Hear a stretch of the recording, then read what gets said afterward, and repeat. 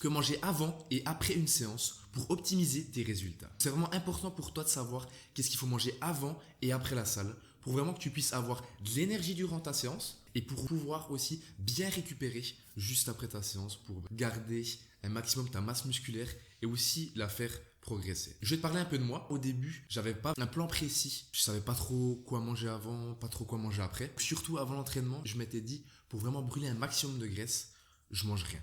Juste un petit snack, je prenais juste une banane. Mais vraiment, j'essaie de manger le moins possible pour perdre un maximum le gras. Donc vraiment, j'avais cette pensée-là, comme quoi fallait manger le moins possible pour pouvoir brûler le plus de gras. Et ça, c'est complètement faux. Imagine-toi faire un long voyage avec ta voiture. Tu prends 7, 8 heures de route et tu partirais sans faire le plein? Non, c'est pas possible. C'est la même chose avec ton corps en fait. Si tu vas à la salle faire une bonne séance intense d'1 heure à 1h30, tu es obligé vraiment d'avoir un plein d'énergie en toi. Donc vraiment que tu puisses prendre une petite collation avant pour que tu puisses être un maximum en forme et que tu puisses pousser un maximum à la salle. Et du coup, grâce à ce que je mange actuellement, j'arrive à vraiment exploser mes séances, ok, et justement à pouvoir voir ensuite une amélioration sur ma masse musculaire, ok, et surtout aussi perdre du gras, ce qui est ultra important. Donc, qu'est-ce que je te conseille de manger avant ta séance? 2 à 3 heures avant ta séance, ce que tu vas faire, c'est que tu vas manger un repas riche en glucides complexes, ok, donc du riz complet ou des patates douces, d'accord, avec des protéines maigres comme du poulet ou du poisson blanc comme du cabillaud, du filet de lingue ou du colin encore.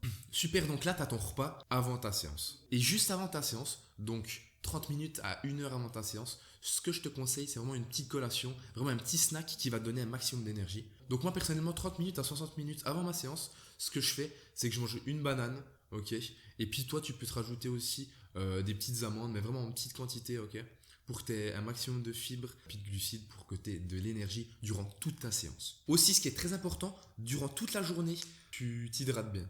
Donc tu bois de l'eau durant toute la journée. Donc on peut dire en moyenne, comme on dit toujours, 2 à 3 litres d'eau par jour.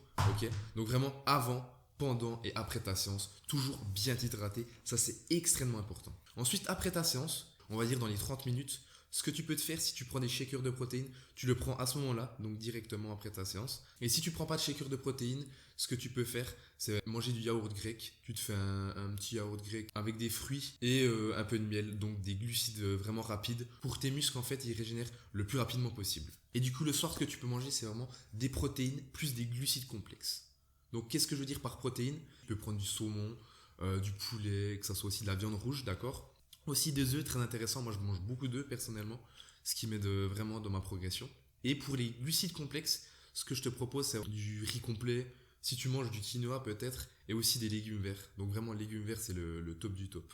D'accord? Donc, en parlant de légumes verts, j'englobe vraiment les épinards, très bonne source de légumes verts. Ça, vraiment, où il y a un maximum de minéraux essentiels pour ton corps. Aussi des brocolis, haricots verts et tout ce qui est légumes verts. Donc l'alimentation, c'est vraiment ce qui fait la différence entre stagner et progresser. Donc si vous avez d'autres questions et que vous avez trouvé mes conseils utiles, n'hésitez pas à m'écrire un petit commentaire. Et sinon, abonnez-vous pour plus de vidéos comme celle-là, quoi.